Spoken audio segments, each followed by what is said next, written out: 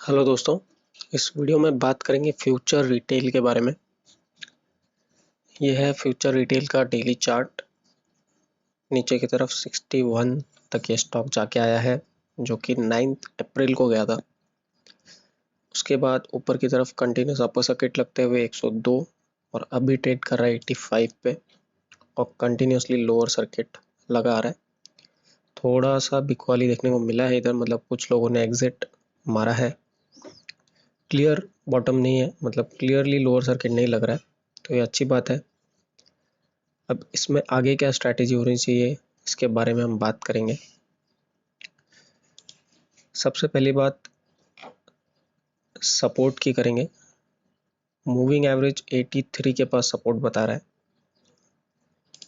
और super trend की अगर हम बात करें तो 78 के पास। 78 और 83 मोस्ट लाइकली मुझे लगता नहीं कि रुकेगा, जिस हिसाब से डाउन साइड चल रहा है। कंसोलिडेशन किस रेंज में होगा वो हम जानते हैं वॉल्यूम की मदद से, क्योंकि टेक्निकल्स में जब ऊपर की सर्किट कंटिन्यूस लगती है और नीचे की तरफ रिवर्स होता है स्टॉक प्राइस, तो वॉल्यूम से ही पता चल सकता है कि कहाँ पे जाके रुकेगा। ये है पिछले एक महीने का वॉल्यूम। इसमें अगर आप यहाँ पे देखें तो 97 और 102 पे हैवी बाइंग हुई है। डिलीवरी देख लीजिए, डिलीवरी क्वांटिटी काफ़ी ज़्यादा। तो ये लोग तो सेल करेंगे नहीं, क्योंकि अगर ये सेल करेंगे करंट प्राइस पे तो उन्हें लॉस होगा। अब इसके अलावा बायर सबसे ज़्यादा कहाँ पे थे वो देखते हैं। दूसरा जो रेंज है वो ये है 65, 66 और 69 के बीच। यहाँ पे तो रुकना ही है, उसमें कोई दो राय नहीं है। लेकिन उसके पहले एक यहाँ पे 26 लाख का क्वांटिटी है 80 रुपीज़ पे। फिलहाल ट्रेड कर रहा है 85 पे और सुपर ट्रेंड जो कि 80 पे सपोर्ट बनाए बैठा है, वहाँ पे एक बार रुक सकता है, क्योंकि जो वॉल्यूम है वो काफ़ी ज़्यादा है। अब इसमें लॉजिक ये है कि अगर मैंने 80 रुपीज़ में ख़रीदा है तो मैं या तो 80 में बेचूंगा या 80 के ऊपर बेचूंगा, 80 के नीचे नहीं बेचूंगा। तो जो सर्किट लोअर सर्किट लगता है तो सेलर्स ज़्यादा होते हैं। तो अगर मैं 80 के नीचे 79 पे बेचूंगा ही नहीं तो सेलर्स ऑटोमेटिकली कम हो जाएंगे। सो ये जो वॉल्यूम है 26 लाख वो सेलर्स में से निकल जाएंगे। जब तक प्राइस ऊपर नहीं आता तब तक मैं सेल नहीं करूंगा। आई विल ट्राई कि मैं प्रॉफिट बुक करूं, ना कि लॉस।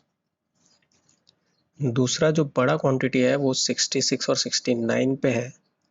अब ये वाले लेवल्स देखने वाले होंगे, पर फिलहाल के लिए 80 पे एक सपोर्ट दिख रहा है। तो 80 पे अगर रुकता है तो थोड़ा बाई कर सकते हैं चाहिए तो। लेकिन मोस्ट लाइकली अगर थोड़ा भी करेक्शन आता है मार्केट में तो 69 और 66 का जो रेंज है वो मिल सकता है, क्योंकि हो सकता है ये जो क्वांटिटी है उसने यहाँ ऊपर के प्राइस में ऑलरेडी बेच दिया हो। सो मोस्ट लाइकली 80 का जो रेंज है वो फिजिबल लग रहा है कि 80 पे तो एक बार ये प्राइस रुकेगा। कंटिन्यूस जो लोअर सर्किट चला रहा है वो इस रेंज में रुकना चाहिए, मूविंग एवरेज और सुपर ट्रेंड के बीच में। यहाँ पे अगर आप देखें तो जो 80 का जो प्राइस है, ये वाला स्टिक अगर आप देखें तो आपको पता चलेगा 17 अप्रैल 17 अप्रैल की अगर मैं बात करूँ तो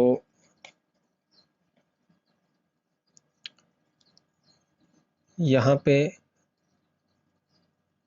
ओपन हुआ था और नीचे की तरफ जाने की कोशिश की थी लोअर सर्किट की तरफ पहले 1 घंटे में, लेकिन वहाँ से रिवर्स होकर प्राइस ऊपर की तरफ आया और 80 पे क्लोज हुआ है।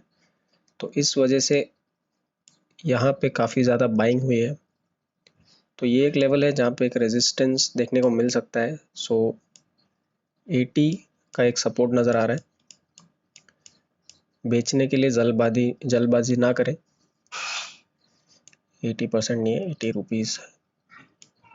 सो जल्दबाजी ना करें खरीदने के लिए। अगर आपको बाई करना है तो छोटी क्वांटिटी में बाई करें, और अगर बेचना है तो अभी बेचिए मत, थोड़ा स्टेबल होने दीजिए प्राइस को, क्योंकि एक बार जो कोरोना वायरस का इम्पैक्ट है वो ख़त्म हो गया तो अच्छा खासा प्राइस मिलेगा फ्यूचर रिटेल का।